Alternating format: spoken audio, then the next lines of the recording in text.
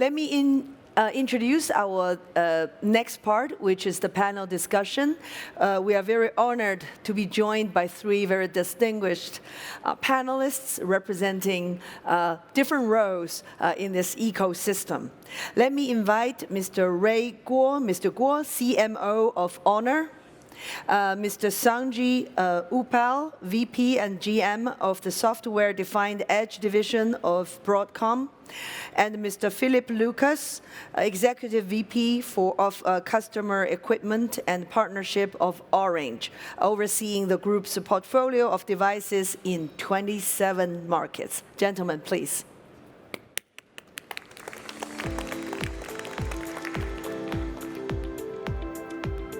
So I have Ray here, Mr. Guo here, and Sanjay. Oh, no, this is my seat. Yours will be the next, Sanjay and Philippe. Thank you. All right, so we have the next 30 to 35 minutes. And of course, I want to open up for some questions from our audience for the last 5 minutes, okay? So yes, let's cut into the core directly. So Ray, I know you have been one of the busiest persons on MWC. You know, he's going around to 7 different events just for this afternoon. Yeah. So Ray, what's the most exciting innovation of Honor? And I have the question to for you. How fast is fast enough? How efficient is efficient enough? How powerful is powerful enough for an edge device like Honor cell phone? What excites me most, this time we actually announced a so-called alpha plan for us. Basically, it's a commitment to transition us from a phone maker into an ecosystem, AI device company. So that excites me actually most because that means a lot. That means a lot. That means everything. Means a paradigm shift, means a commitment change, means the business model shift. A lot, so that excites me most. That keeps me very busy, like 7 events happening in parallel. But also energized, I can see that. Energized, for sure. So how fast is fast? If you think about the paradigm shift in the past centuries, from the steam engine, for example, right now into the internet era, the digital era, now we're talking about AI era, apparently the velocity is accelerating. It's not a constant. For the velocity. So how fast is fast? I don't know, because that depends on what we're talking about. Now I think it's fast enough, but I'm pretty sure that it's not enough, because if you talk about in 5 years' time, I'm pretty sure that the velocity will be even faster. So I don't know if that. How about talking about that from a user experience point of view? User experience. Now we're talking. Every time we talk about user experience, we're talking about a smartphone. Smartphone AI. Like what features you have as a phone AI. But I think in 5 years' time, I personally believe we will talk more about an AI phone or AI device. So because we talk about phone, we talk about screen, we talk about performance, we talk about SoC chipset, right? We're not only talking about the features, software features.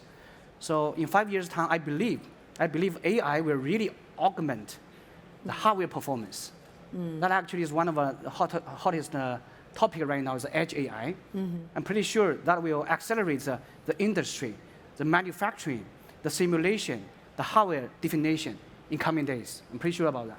Yeah, sometimes the velocity or the speed of development outseeds our expectations very easily. Exactly. So Sanjay, how is Broadcom adapting its networking solutions to support the increasing computational demands of on-device AI? Yeah. And how do you balance the distribution and centralization of the processing? So I think with the advent of AI, the adage that we've always had, which is distribute when you must, but centralize whenever you can. I think that is also true with AI. But there's many cases why you absolutely must distribute. And I think Chris was mentioning one of them. He said no power, no AI. But it's really no network, no AI as well.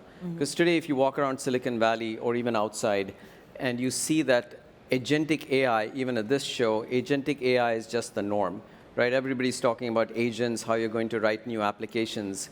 For us, the agents are not very useful unless they're distributed across a network. So, as we look at Orange's network or any other networks here, that the networks, when they're distributed and the agents will run on devices like these, or as Chris was pointing about, the glasses. So I did bring my Meta Ray-Ban glasses as well. I mean, if you look at these glasses, they send 100 times more information upstream than they get downstream. Now, you walk into a shopping experience and you walk into a store, you'll be greeted by a supervisory agent. But that agent, to give you a good experience, has to be talking to the inventory agent, has to be talking to the shopping agent, has to be talking to the loyalty agent. Those agents are not all going to be in the store. They're going to be across the entire network. So to really summarize the answer to your question, that what Broadcom is doing here is looking at how do we get the most efficiency from the network for agents that are distributed across the entire network so that they can support the next generation of edge applications, which are going to be distributed as well. Everything from the phone to glasses like these to edge devices that are powered by our VeloCloud solutions. Thank you so much, Sanjay. And Philippe, so what is your observation of the evolution of networks in 2025? So thank you very much for the interesting question. I would like to say that I would love to see this change of paradigm in the usage of network, which we're not completely there yet. But what we start seeing is that there is, of course, a huge shift towards AI on devices. The question is, how do we use it at Orange? Let's go first as an employee of Orange. Because what we try to do today at Orange is I think that was said right before, democratize AI. And I think that was a necessity to go in that direction. So we have an internal tool that we have developed, aggregating a lot of different AI tools, I would say the usual suspects, Mistral, OpenAI, Claude, and so on and so forth. Llama, and we try to give these tools to our employees. And so we have a web page internally that is used for all our employees, and it's called, it's a play on word for the French people. It's in English, it's said, tell us everything, and in French, it's dis-nous tout, tell us everything. And what is interesting is that after 9 months of usage, that was something really coming from the bottom up. Out of the, I would say, a bit more than 130K employees we have, 60,000 employees are using it at least once a week. And what is interesting is that we are talking about agent and this kind of things, and things very complicated between applications and so on. And what we do today is very simple. It's to give superpowers to our employees using these tools, and they make a lot of copy-paste today because not everything is interconnected yet. We are still at the very infancy level. And so what we did is exactly that internally, and that was the first part of our equation. And interestingly, this tool now is our Orange business tool. Because now we are selling such an activity or such a tool to all the companies who are interested by. And instead of being lumped or, let's say, being, I would say, limited by one agent or another, we are giving the opportunity to use the different tools that exist today in the industry, depending on your needs. And guess what? Agent, we have just created these agents on dis-nous tout internally, and we have more than 100 agents. So what is an agent on our internal tool? Is to say, make me a summary of the meeting we've just had. That's the easiest thing. But there are many more things which are much more sophisticated. I am a lawyer. Please analyze this document considering the law, blah, blah, blah, and tell me what are the different issues that I need to be cautious of. Very specific things. So we are giving, to be very simple, pre-prompts to the customers so that they just had to add their I would say the elements that they want to study, and we give them superpowers. So that's what we start working on. But that's the very first part. We're also working a lot internally at Orange on the network side. 3 things. Try to improve the customer care relationship we have. It's not, again, to reduce the number of people answering phone calls, but it's to give them superpowers. So when we are called, so that we can answer much faster, much easier. Second, we are using AI more and more on our networks to detect potential problems that will occur in the next coming days, weeks, months, and to improve the different things in the network side. So that's the early stage. But probably more interesting, and to leverage what Sanjay was just saying earlier on, we're also working on network for AI. We probably need to make our networks more efficient to cope with the new needs of AI. We are talking about edge. Edge could be this, smartphone, glasses, could be my home gateway. We're using, interestingly, your... or your family robot. Not only, but we are using your chipsets on our home gateways, which have NPUs, which I don't believe we are using so much today. So we probably can do things more in depth.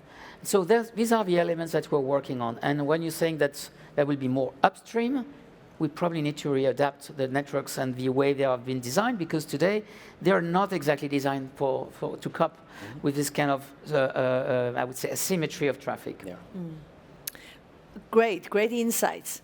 Well, recently people are talking more and more about William Jevons paradox, which is about improved efficiency will actually increase the demand rather than decrease it.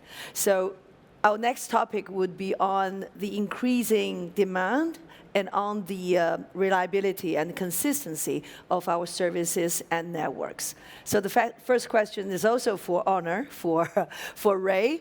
How do you observe the speed of the demand increase, and how are you prepared to meet that demand and also maintain the reliable services? Well,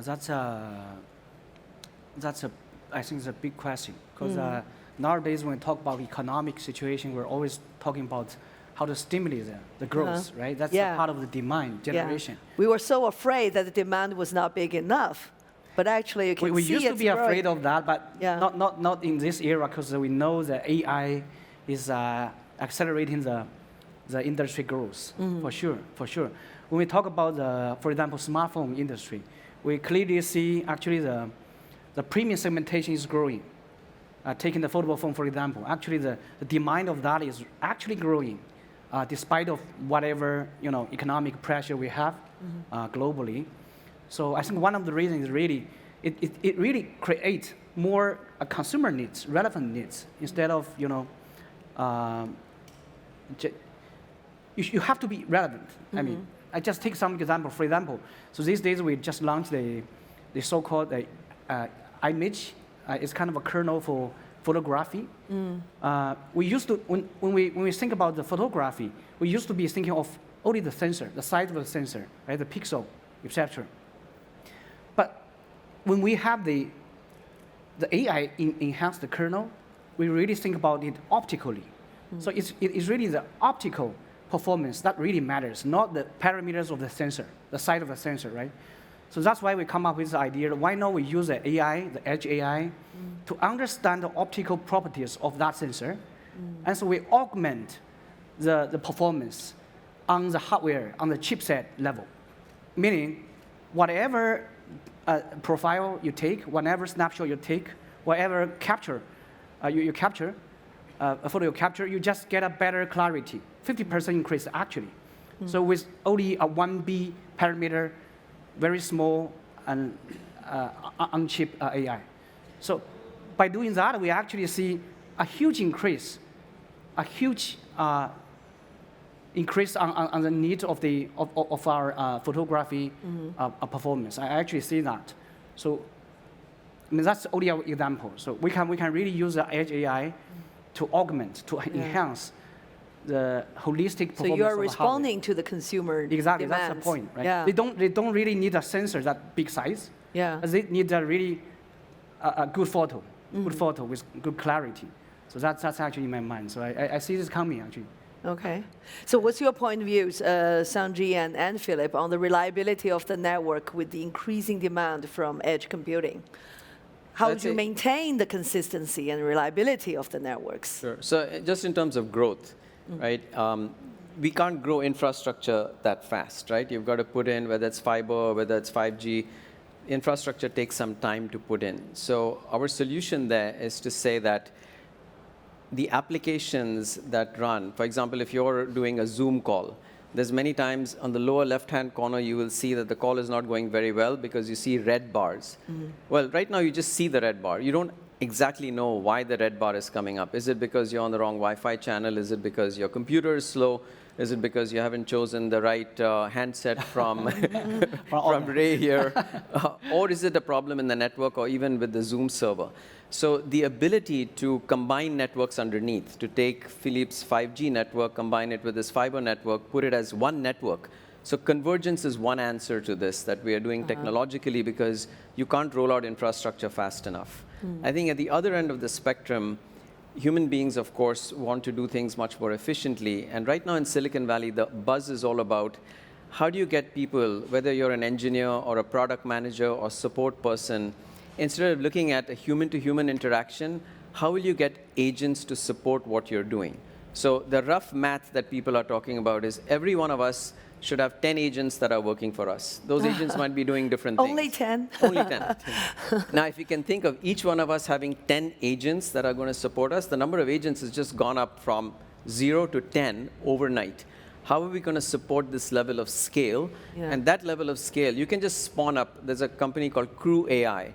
Crew AI is one of the forefront companies in the agentic revolution. And so you can just go spin up in software any number of agents that you want. But supporting that level of agentic interaction is going to require compute and services at the edge. So our answer to the second part of it is, if you have this kind of growth in agents, putting power way back out at the edge and supporting it with smart networking that's going to come from a collaboration between what Philippe is doing and folks like us are doing, I think this is going to respond to this tremendous growth that we're seeing. But we're extremely optimistic, just like Chris was saying, about this new world, and growth will come in response to what folks like us are going to do out there in our daily lives. So Philippe, what's that impact on the network, and how do you optimize the performance of the network by working with the semiconductor manufacturers and the device producers? So today we are still at the very early stage of AI and the usage. Yeah. So today we don't see huge impact. I'm saying huge impact on our networks related to AI. So and I'm so sorry your connection is not so good where you are living, but you probably need to relocate to France with a wonderful fiber connection up to 10 gigabit per second at home. I know you're jealous. And so wonderful 5G networks that we are having. We don't feel these issues, so we probably are asking ourselves whether it's laptop instead and not the connection itself. No, I'm joking a bit, but today we don't see that much impact on the network capacity and these kind of things. The big question we are asking ourselves today is, there is dilemma whether we need to do things at the edge or in the cloud. Yeah. If you need things in the cloud, then connectivity is a must. And you need to have a great connectivity to make things happening, to ensure at least the uplink respond very well and in a real-time fashion. Yeah. So that's something on which we are working very much. Typically on mobile networks, we're working on 5G SA with what we call slicing. We are even thinking about potentially having a dedicated slice for AI in the case this is something that could be needed. So you see that we are starting, I would say, working this very well with some vendors. We are not there yet, but this is something that could be a value proposition in the future. So today, the shift between the two is still unclear. Do you see that as a big challenge? It's a challenge. Yeah, it's a challenge, uncertainty involved. There are pros and cons on the two cases. Let me try to give you an example. I want to do something which is where I don't have a good connectivity, I need something localized. When it's localized today, of course, it has less good, I would say, performances compared to something which is in a cloud, because you have infinite resources, computing resources. Yeah. So that's a big difference on the two. The second is that if you want to build something on the local side, let's assume, for instance, what Ray is doing with the super zoom that the Honor phones are providing. That's very local. It's fine. I probably don't need, as long as the local computing power is enough, I don't need the connectivity to help me doing these things. And that's good for Honor, because it can differentiate its service through the other vendors. But if I am an operator, and I want to have an AI agent, for instance, but I want this AI agent to work on Honor, Samsung, sorry, maybe Apple, and so on. Great. So I need something which is also potentially edge, I would say, not dependent, because I want the same types of services across the platforms, across the devices. So it depends what kind of use cases which we are working on. So that's the area that we need to work a bit more. Today, AI is everything and anything. We probably will distinguish the different use cases depending on what you need locally, what you need on the cloud. And I think that this is where we need to start all together, build things again. I was saying that on our Liveboxes, home gateways, that Livebox is our brand name, customer brand name. So we have NPUs, neural engines in our chipsets, but today we do not use them. So the question is, what can we do? But today there are only a few boxes that are having this. So if I start doing this kind of services for these particular customers, what do I do with the other ones? Okay, so these are the things that we start working and trying to understand how the migration, the transition is going to operate as well. And this is probably where we need a mix between centralized and localized. And localized. It's a trade-off and a balance forever going on. So now here comes the question of the challenge in terms of privacy issues and security issues. Sanjay, you may demonstrate your glass and tell us what it can do, because Sanjay did that, demonstrate that to me, and which frightened me a little bit. I'm what we call face-blind person. I meet tens of, hundreds of people every day. So it's sometimes very embarrassing for me to meet someone at the entrance of MWC and say, "Hi, Lon, long time no see. Hi, how are you?" And I couldn't, recall the name. So it's an embarrassing moment for me. What does that glass can help me? So today, these glasses, I can say, "Hey, Meta, take a picture," and it's going to take a picture, right? And smile. Smile. I'm actually, I don't work for Meta, as you know very well. But these glasses, they can live stream in the upstream direction, and you can intercept that live stream, and then you can go to a publicly available database and do facial recognition. Now, the software is not openly available for this. There's a couple of Harvard students who have cracked this thing and have made this. And you can go and Google for this, and in YouTube, you'll see the video. So the scary thing is you walk into a place like this, and I can just look and say, "Who's that person?" And then it's going to tell me who that person is, and if I met this person before. But even if you haven't, now you have some information that is you have the background, completely private. You have the and CV. this is a huge issue because it can be misused for a whole bunch of things. Yes. So I think that protecting private information and really finding out that digital information is leaving the enterprise or the business is going to be critically important. But how, as a user, I feel totally vulnerable to this? Yes. So, it's enterprises who have access to this information that have got to block it because of RAG, right? When you talk about agents, you talk about RAG, you talk about multimodality, pre-training, fine-tuning. All of this means that your information that's on the endpoints of an enterprise is leaving and going in the upstream direction. And while Philippe thinks that his networks are not being used that much today, he just has to wait for 3 months. And you're going to see that huge upstream demand that is coming in because we've been measuring this. Wow. We have been measuring enterprises that have more than 1,000 VeloCloud edges, and we are seeing just in 6 months, the traffic in the upstream direction from Gen AI has tripled, just in 6 months. And so you can just extend this out. And while I would love to get one of his gigabit per second connections, which unfortunately I don't have, but you're going to see an overwhelming amount of traffic going in the upstream direction. And then security issues, privacy issues, cost issues, of course, are going to become the norm. Because while LLM cost has decreased from $100 per million tokens down to now 7.5 cents, the cost of sending data upstream by Philippe and others has not gone down by that much. So if we don't do things correctly from a tariffing standpoint, we're going to be paying a lot more for the network itself than for information that is processed by an LLM. Again, saying that push it more out to the edge, push it more on your devices, on these devices, across to his live box, so that you can do the processing right there, rather than take the cost of sending it to a centralized LLM, bearing that cost, and then taking all the network traffic to come down.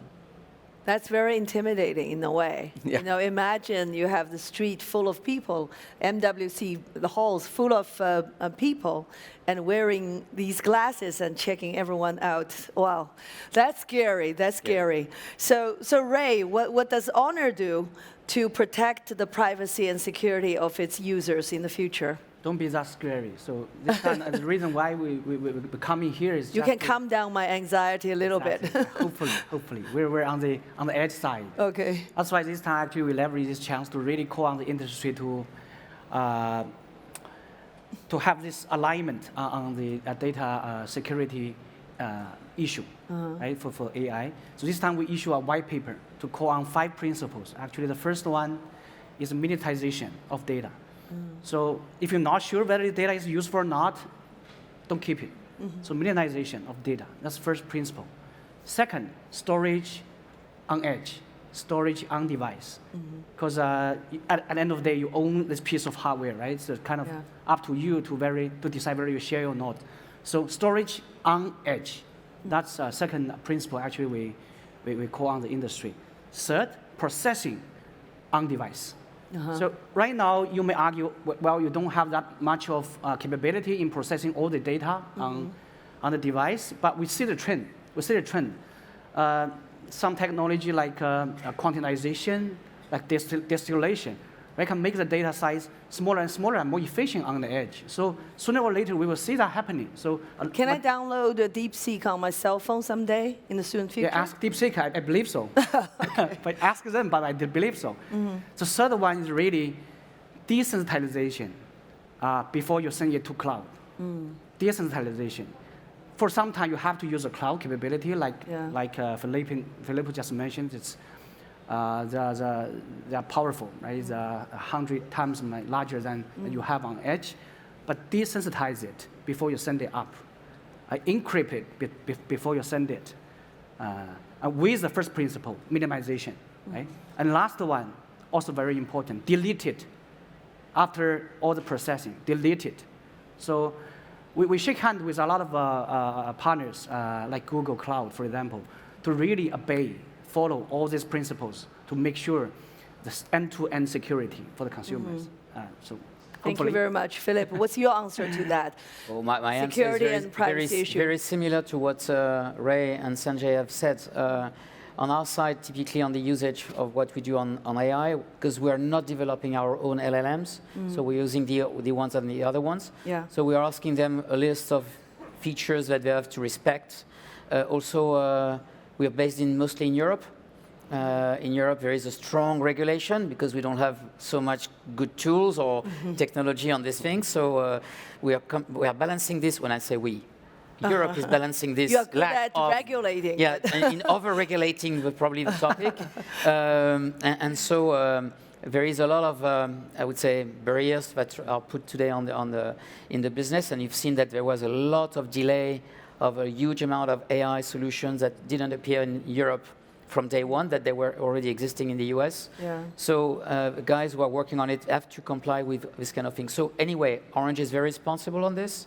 We are following all the rules, and it's very easy to find us Yeah. if we are But making now something there's wrong. increasing pressure on the European operators No, but that they don't yeah, move of course, faster enough. It's an increasing pressure because there is a lack of knowledge of what we need to do precisely.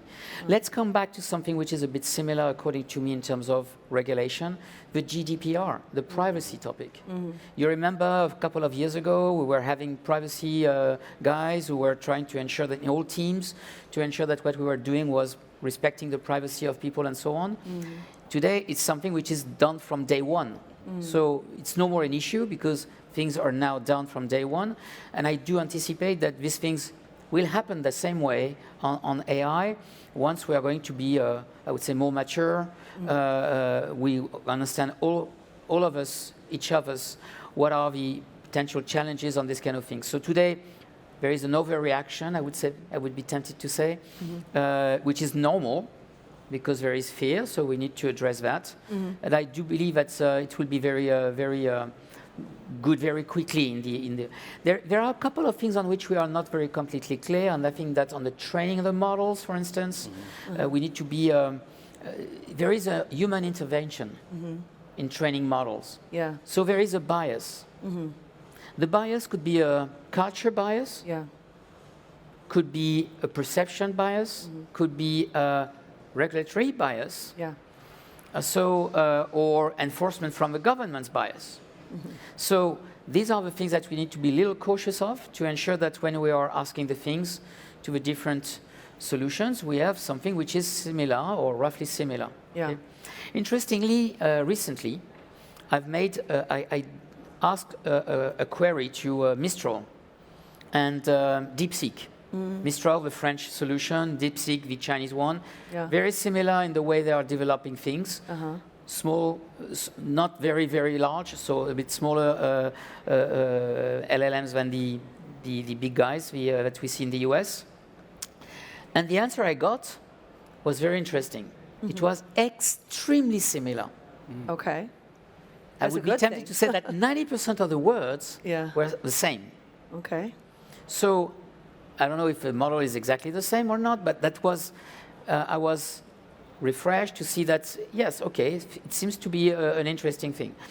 Sometimes I also see responses from some LLMs or some tools, I would not quote it, conveying a very recent fake news, a very clear fake news. Somebody was said to be dead in France last weekend. And when we were asking news of today, it was mentioned that the guy is dead, and the guy wasn't at all. I know. So that's People are interesting more to and see more that aware of sometimes, this. okay, we need So to... I think user education is also so much in the loop, so critical. You know, we have to understand and be aware of the things we are looking at. So actually, we only have 4 more minutes. So very quick answer for the last round of questions. What are some of the key elements or the key things you want us to watch for the next year or so? I know Honor is launching Alpha Plan, right? So just mention some of the key words you would be attentive to. Yeah, that would be very key. Alpha. Alpha. It's one word. Alpha. Yeah. The reason why we name it with alpha, the symbol, is because, you know, for the stroke, you have a Chinese word 人 in the middle. Okay. Human in the middle. Human in the middle. Keep the human needs in the middle. That's the whole idea of why we launched the Alpha Plan in the first place. It's Alpha Plan. You. Yes. Thank you, Sanjay. All right, I'll be a little bit more technical. I'd say look for convergence. And the second one, since you brought up slicing, I thought no one was going to talk about slicing here, but since you brought up slicing, I'm going to say application level slicing. So 2 things look for: convergence on the network and application level slicing. And I think Edge AI is going to, both of those aspects are going to tremendously help Edge AI. Philippe? All what is said is great, Yeah. but there is one word we've not really mentioned today. Which is?